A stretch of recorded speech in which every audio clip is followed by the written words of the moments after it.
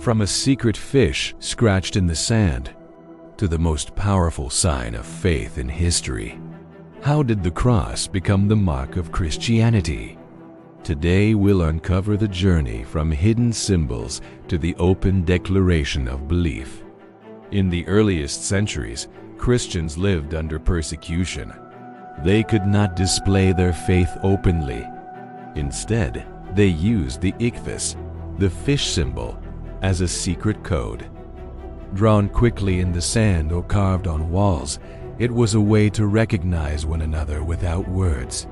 But as the faith spread, another symbol began to rise. The cross was not an easy choice.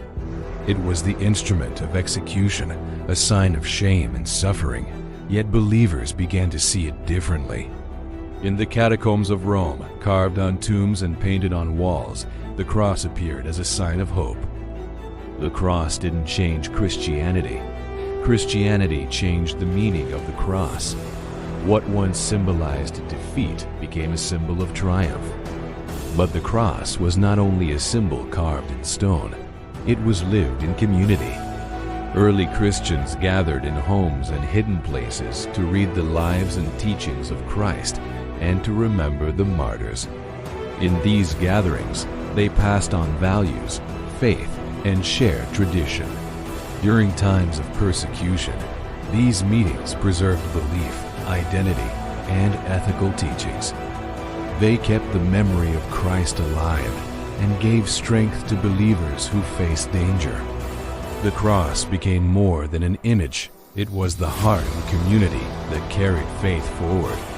As the Roman Empire began to weaken, many citizens looked for someone to blame. They accused Christians of angering the gods, of bringing misfortune to Rome. Believers became scapegoats, targeted as the cause of disasters and decline. But repression had the opposite effect. Instead of disappearing, Christianity continued to spread.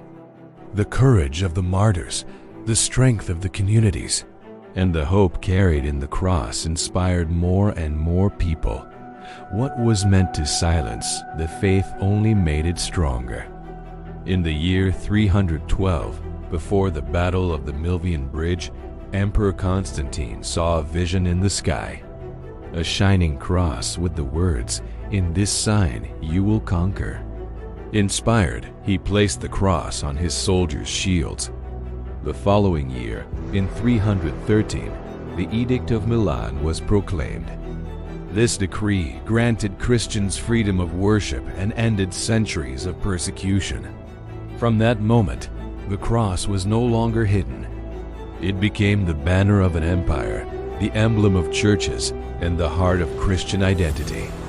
From secret fish to shining cross, the story of Christianity is the story of symbols that carried faith through danger, struggle, and victory. The cross remains the most recognized sign of belief in the world today. If you enjoyed this journey, subscribe to Secrets of the Past. Next week, we'll uncover another chapter of faith and history.